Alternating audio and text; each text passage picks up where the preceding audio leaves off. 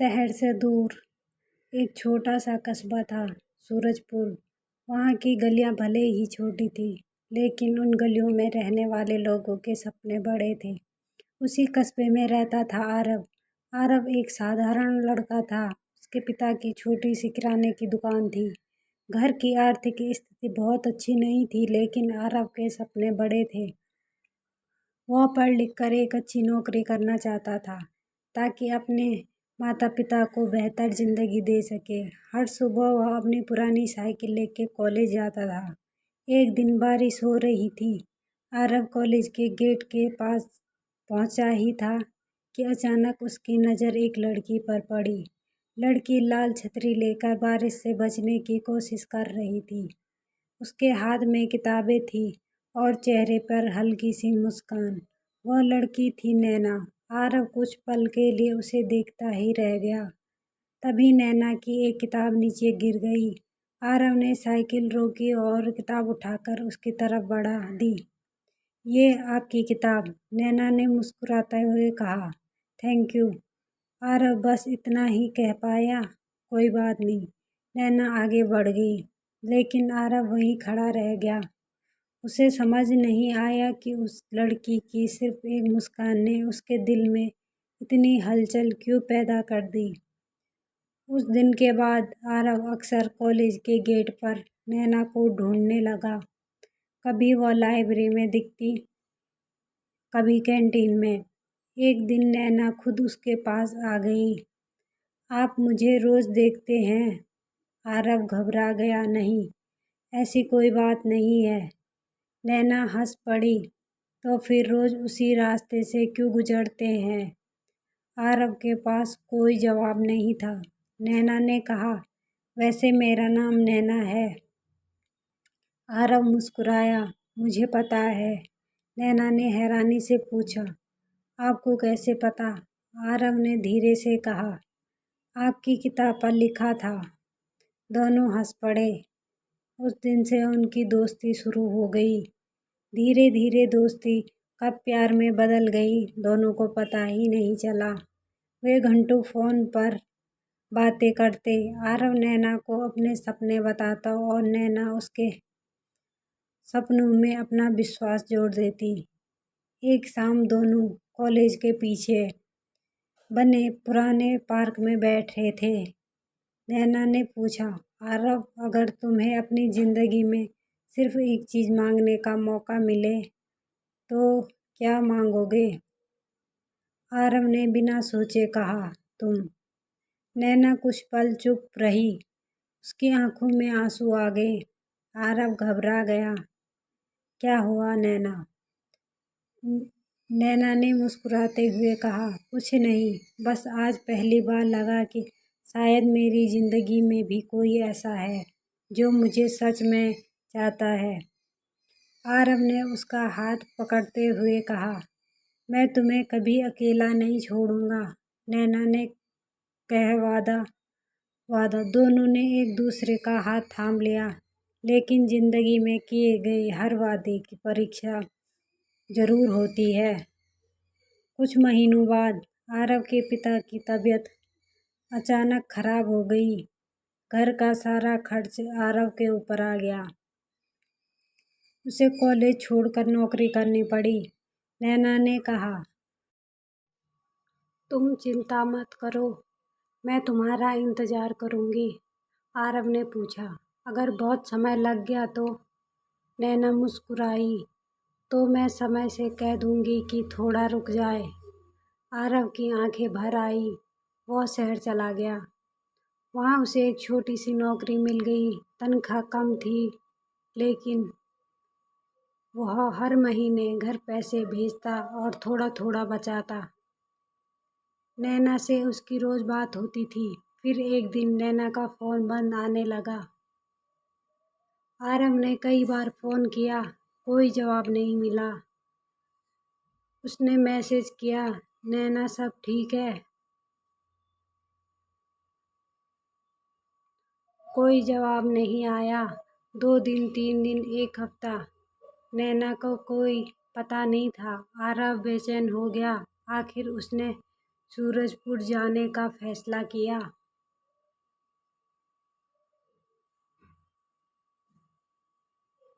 जब वह नैना के घर पहुंचा तो वहां ताला लगा था। पड़ोस की एक बुजुर्ग महिला ने उसे देखकर कहा, तुम आरव हो? आरव ने हैरानी से पूछा, जी। महिला ने कहा, नैना के पिता उसे लेकर दूसरे शहर चले गए हैं। आरव के पैरों तले जमीन खिसक गई। क्यों? महिला ने धीमे से कहा, उसके पिता को तुम्हारे बारे में पता चल गया था। उन्होंने नैना की शादी कहीं और तय कर दी।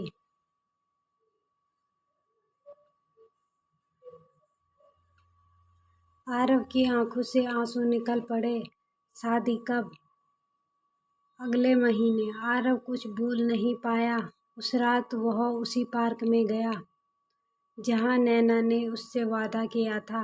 वही बेंच, वही पेड़, लेकिन नैना नहीं थी। आरव घंटों तक वहां बैठा रहा। उसने जेब से फ़ोन निकाला और नैना को आखिरी बार मैसेज किया, अगर तुम मुझे छोड़ना नहीं चाहती तो मैं पूरी ज़िंदगी तुम्हारा इंतज़ार करूँगा।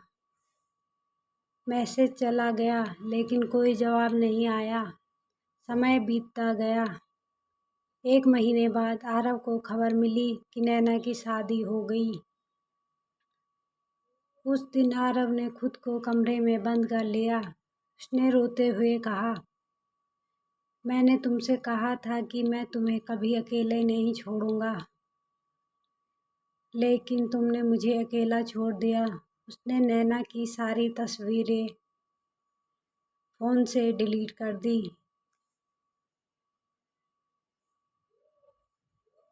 लेकिन एक चीज़ नहीं मिटा पाया, उसकी याद। 5 साल बीत गए। आरव अब एक बड़ी कंपनी में काम करता था। उसने अपने माता पिता के लिए नया घर खरीद लिया था। उनकी ज़िंदगी बाहर से बहुत अच्छी लगती थी, लेकिन उसके अंदर कहीं एक खालीपन था। वह दोबारा किसी से प्यार नहीं कर पाया। एक दिन ऑफिस से लौटने समय उसकी नज़र सड़क किनारे एक छोटे से स्कूल पर पड़ी। स्कूल के बाहर बच्चों की भीड़ थी। अचानक उसे एक जानी पहचानी आवाज़ सुनाई दी, बच्चों लाइन में खड़े हो जाओ। आरव का दिल अचानक तेज धड़कने लगा। वह आवाज़ नैना की थी। उसने पीछे मुड़कर देखा। सामने नैना खड़ी थी। 5 साल बाद। चेहरा वही था, लेकिन आंखों में पहले से ज़्यादा दर्द था। दोनों एक दूसरे को देखते रहे। नैना की आंखों में आंसू आ गए। आरव कुछ नहीं बोला। नैना उसके पास आई, तुम कैसे हो? आरव ने हल्की मुस्कान के साथ कहा, ठीक हूँ। नैना ने पूछा, तुमने मुझे कभी माफ़ नहीं किया? आरव ने उसकी तरफ देखा। माफ़ किस बात के लिए? नैना रोते हुए बोली, तुम्हें लगा कि मैंने तुम्हें छोड़ दिया था। आरव चुप रहा। नैना ने अपने बैग से एक पुराना लिफाफा निकाला। ये तुम्हारे लिए है। आरव ने लिफाफा खोला। अंदर एक चिट्ठी थी। चिट्ठी पर लिखा था, आरव के नाम। आरव ने पढ़ना शुरू किया। आरव, अगर ये चिट्ठी तुम्हारे हाथ में है तो शायद 5 साल बीत चुके हैं। तुम सोचते होंगे कि मैंने तुम्हें धोखा दिया, लेकिन सच ये है कि मैं आज भी तुम्हें उतना ही प्यार करती हूँ। मेरे पिता ने मेरी शादी ज़बरदस्ती तय की थी। मैंने बहुत विरोध किया, लेकिन उन्होंने मुझे धमकी दी कि अगर मैंने शादी से इनकार किया तो वे तुम्हारे परिवार को नुकसान पहुँचाएंगे। मैं डर गई थी, लेकिन मैंने शादी नहीं की। मैंने सबको बताया कि मैं तुम्हारे अलावा किसी और से शादी नहीं करूँगी। मेरे पिता मुझसे नाराज़ होकर मुझे दूसरे शहर ले गए। वहाँ मैंने अपनी पढ़ाई पूरी की और बच्चों को पढ़ाना शुरू कर दिया। मैंने तुम्हें बहुत सारे खत लिखे, लेकिन मेरे पिता ने कभी तुम्हें भेजे ही नहीं। मैंने तुम्हें भूलने की कोशिश की, लेकिन हर बार तुम्हारा चेहरा सामने आ जाता। आरव, मैंने तुमसे एक वादा किया था।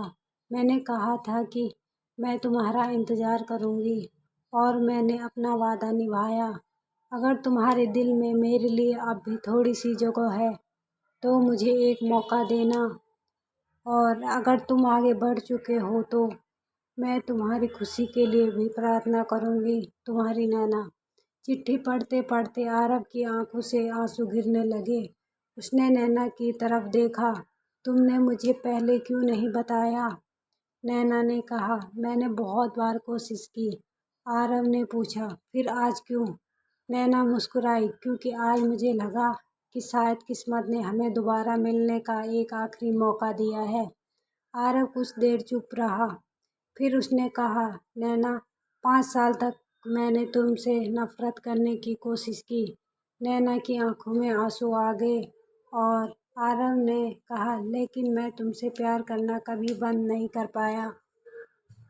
नैना रोते हुए मुस्कुरा दी। दोनों कुछ देर तक बिना कुछ बोले खड़े रहे, लेकिन कहानी अभी पूरी नहीं हुई थी। नैना ने कहा, आरव, मेरे पिता आज भी हमारे रिश्ते के खिलाफ हैं। आरव ने उसका हाथ थामा। इस बार मैं तुम्हें अकेले नहीं छोड़ूंगा।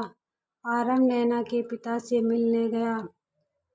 उनके सामने हाथ जोड़कर कहा, मैं आपकी बेटी को लेने नहीं आया हूँ, मैं बस आपकी बेटी की खुशी मांगने आया। नैना के पिता ने कहा, मेरे पास तुम्हें देने के लिए कुछ नहीं है। आरव मुस्कुराया, मुझे आपकी दौलत नहीं चाहिए, मुझे सिर्फ आपकी बेटी का विश्वास चाहिए।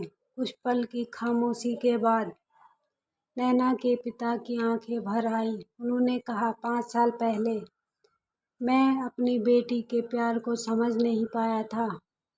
शायद मैं गलत था। उन्होंने आरव के कंधे पर हाथ रखा। अगर मेरी बेटी तुम्हारे साथ खुश है तो मुझे कोई आपत्ति नहीं। नैना दरवाजे के पीछे खड़ी सब सुन रही थी। उसकी आंखों में खुशी के आंसू निकल पड़े। कुछ महीनों बाद दोनों की शादी हो गई। शादी के बाद एक शाम आरव और नैना उसी पुराने पार्क में गए। वही बेंच, वही पेड़। आरव ने नैना से कहा, याद है, यही तुमने पूछा था कि अगर जिंदगी में एक चीज मांगने का मौका मिले तो क्या मांगोगे? नैना मुस्कुराई। हाँ। आरव ने उसका हाथ पकड़कर कहा, तब मैंने तुम्हें मांगा था। नैना ने पूछा, और आज? आरव ने मुस्कुराते हुए कहा, आज मैं कुछ नहीं मांगना चाहता। नैना ने हैरानी से पूछा, क्यों? आरव ने कहा, क्योंकि जो मांगा था वो मुझे मिल चुका है। नैना की आंखों में आंसू आ गए। उसने अपना सिर आरव के कंधे पर रख दिया। हवा धीरे धीरे चल रही थी। पेड़ के पत्ते सुरसुराहट कर रहे थे और दोनों जानते थे कि उनकी मोहब्बत की कहानी आसान नहीं थी। उन्होंने दूरी देखी थी, गलतफहमी देखी थी, आंसू देखे थे, लेकिन आखिरकार उन्होंने एक दूसरे को फिर पा लिया था।